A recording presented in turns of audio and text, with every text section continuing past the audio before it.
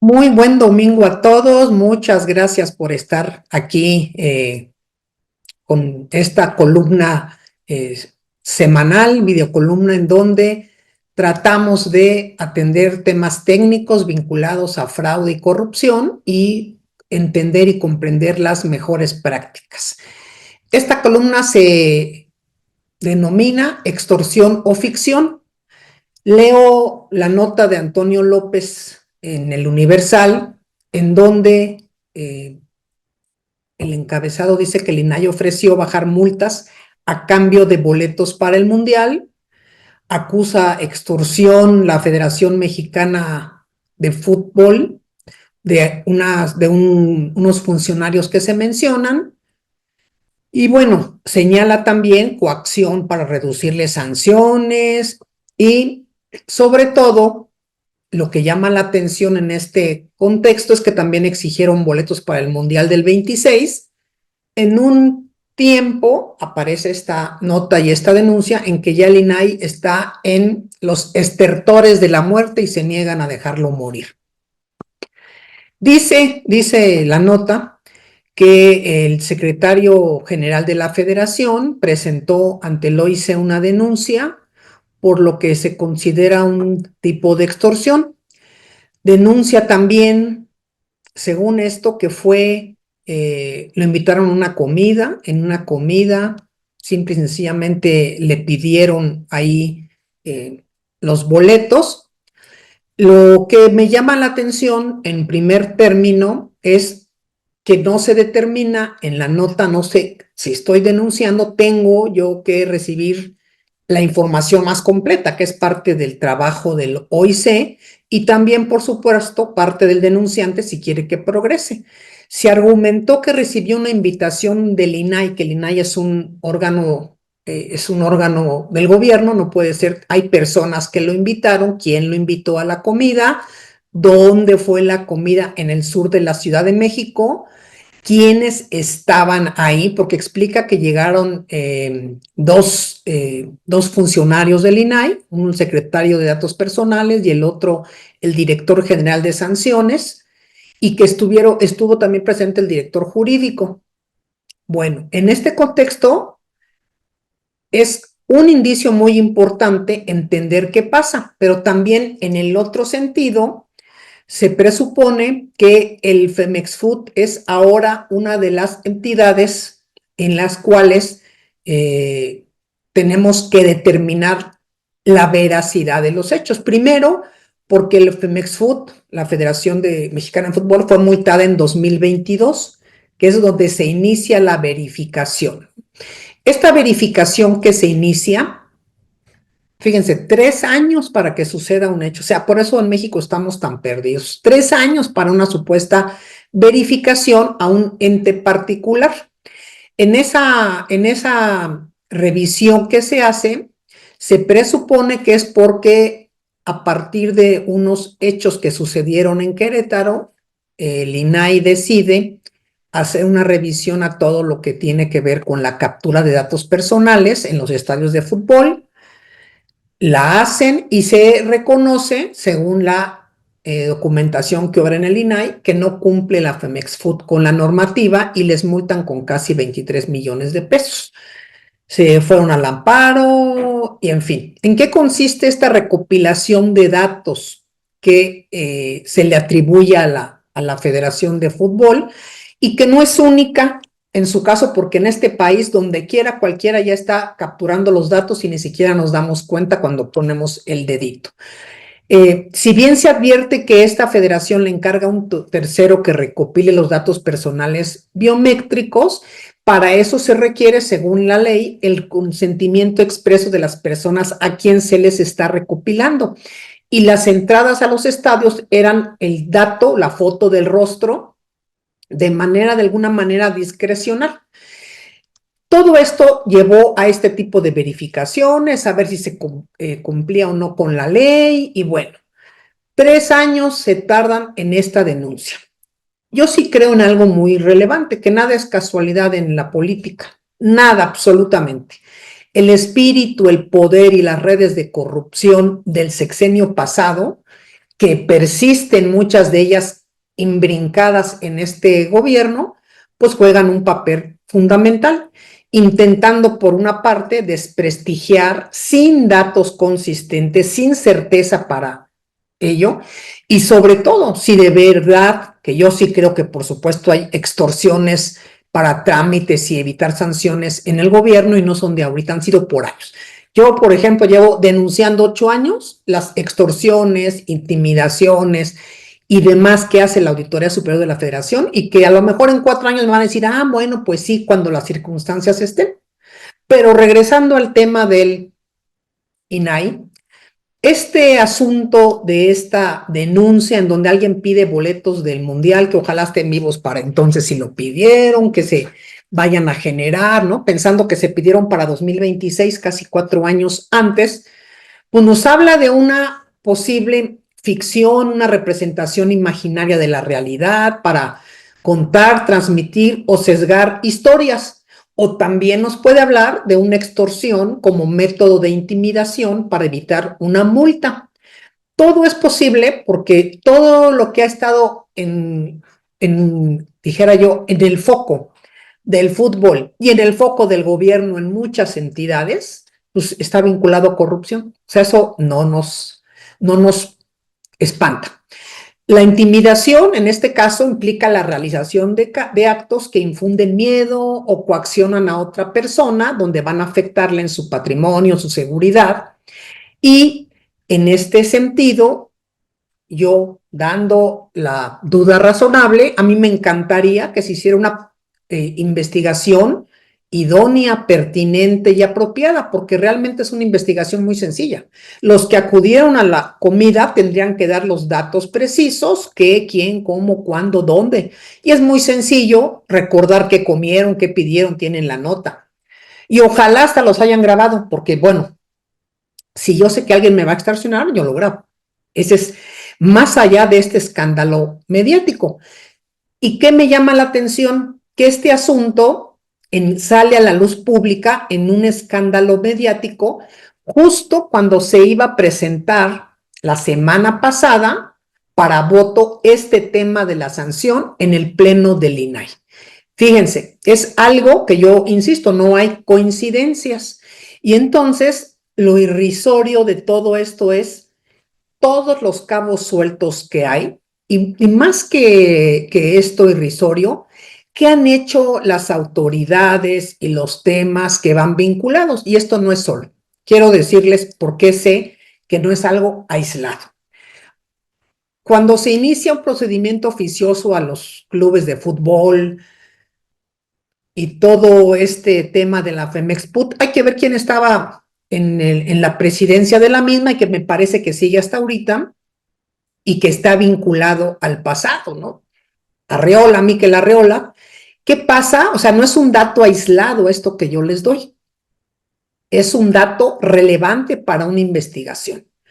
Y estamos hablando de que el espíritu y las redes de corrupción siguen intentando permanecer y prevalecer.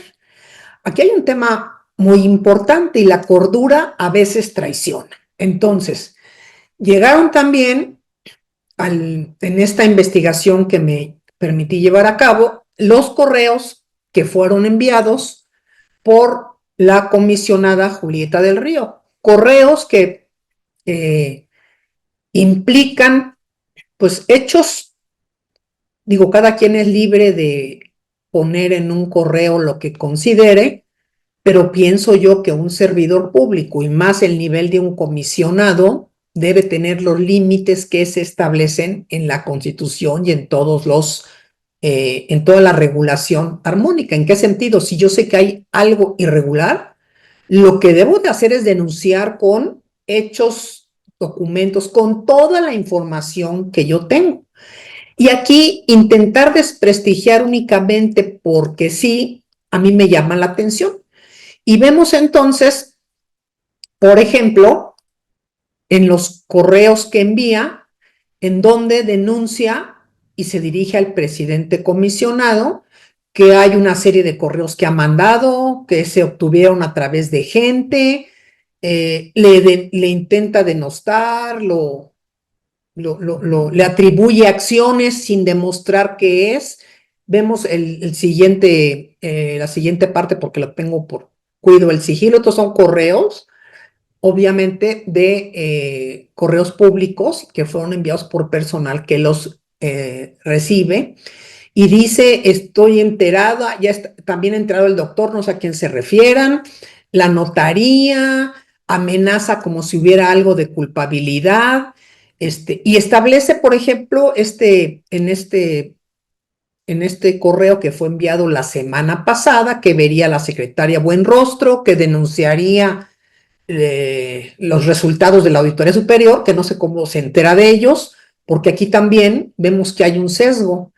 Ha manifestado en todo momento su cercanía con la pandilla de la Auditoría Superior y por tal motivo las auditorías que tengo en columnas anteriores y pueden ustedes revisar, auditorías Patito, el INAI, pues no están dirigidas a atender el área de tecnología, que es el área más delicada.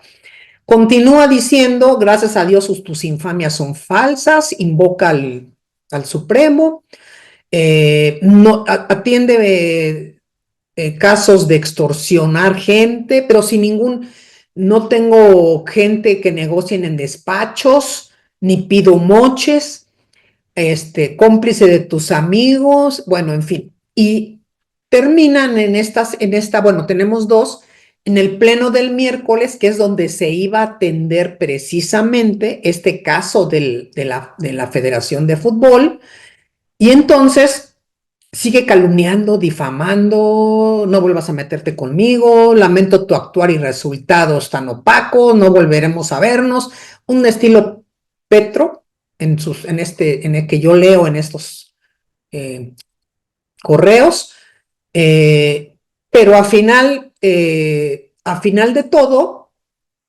pide que Dios los ayude, o sea, es como un estilo, ¿no? De una desestructuración y un tema muy interesante que se desvirtúa o que desvirtúa los hechos de corrupción, ¿no? Mañana amenaza que estará entregando la información a la secretaria nuevamente y a la presidenta, y que se va a una cadena, no sé a qué refiere, pero aquí, en primer término, este tipo de, dijera yo que de comunicaciones no institucionales, que son correos que hablan de pues de algo que es un comportamiento pasivo-agresivo con características entre agresión y amabilidad, aunque expresan hostilidad, ¿no? Disfrazándose de cortesía, poca empatía, pero no son institucionales. No es lo que esperamos de un funcionario, y más si estamos hablando de temas que nos duelen de corrupción. Y en esa combinación de agresión y falsa cordialidad, pues pienso que es algo inédito, que está vinculado a los actos que vemos, a las publicaciones, a las filtraciones en medios, y bueno, mantener los límites firmes y evitar involucrarse en esto, me imagino, en este tipo de provocaciones, me imagino que es algo que han hecho los titulares, los demás comisionados, porque no me ha tocado atender o revisar en medios ninguna, que dijéramos, ninguna aseveración sobre ellos. Pero entonces vemos también los siguientes correos que envía esta comisionada, y los envía precisamente el viernes, hace 2 días, antier, el 31 de enero, con copia a más de 37 personas, los envía a mediodía, esto de 1 de la tarde, 12:01, en lo que vemos que asevera, ¿no? O sea, persiste algo bien, bien intrínseco, o no es intrínseco, bien particular. Vuelve a insistir en difamaciones, correos electrónicos, vuelve a mencionar que le entregó la información a la secretaria de las cédulas, que ella misma había amenazado en el correo anterior hace 8 días que lo iba a hacer, y dice que estaban en esa reunión nada más unas personas, pero si ella lo dijo públicamente que lo iba a hacer en este entorno, lo mandó por un correo, y sigue ella pensando o sintiéndose intimidada y acosada sin dar ningún elemento del por qué. Y yo creo que es muy importante para todos porque primero se les paga con nuestros recursos, segundo representan a una institución, tercero, si hay hechos inusuales que estén en este sentido documentados, percibidos, hay que hacerlos públicos.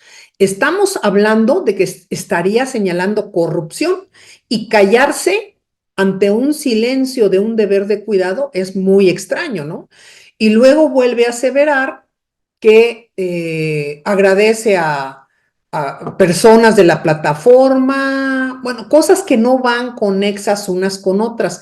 ¿Para qué envió un correo de esta naturaleza a más de 40 personas? O sea, ¿qué espero? ¿Qué pasa? ¿Qué sucede, no?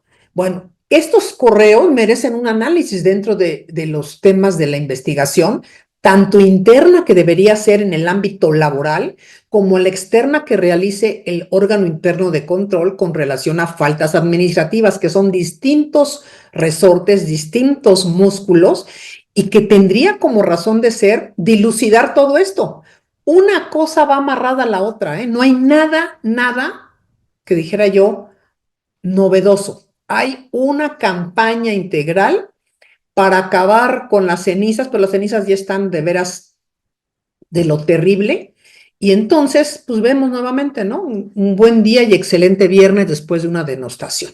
Yo sí invito, y me gustaría porque me dedico a investigar, a saber y a conocer, a que conozcamos la realidad, pero que no se oculte como se ha ocultado en decenas de casos que ya lo dejan todo oculto, porque nos meten en un limbo, nos meten en un tema de periodístico y al rato, imagínense cómo acabamos todos. Aquí hay que generar la investigación interna, realizar las entrevistas. Es tan fácil como preguntarle a las personas, ¿comieron? Sí o no, bien, cómo, dónde, cuándo, por qué. Y a todas las partes, ¿eh? No podemos sesgar. Yo a la Auditoría Superior no nada más no le creo nada. Es una auditoría sesgada, fundada y motivada. Hoy domingo, antes de que se entregue el informe de resultados, todo mundo en medios sabe los resultados que filtran, lo cual es un delito y es una falta, pero también la Comisión de Vigilancia ha sido cómplice de esto. Porque déjenme decirles que, como lo he dicho, estos mismos actos de corrupción que hoy se han señalado y vivido en la Auditoría Superior de la Federación por más de 7 años, con nombre, personas, lugares, a quienes han puesto nombre, despachos. Y los despachos existen, los despachos que cobran, nada más que ahí todos ganan. Y cuando todos ganan, todo el pueblo perdemos. Pues hasta aquí mi columna de hoy. Les deseo un buen domingo y unidos contra la corrupción y el fraude.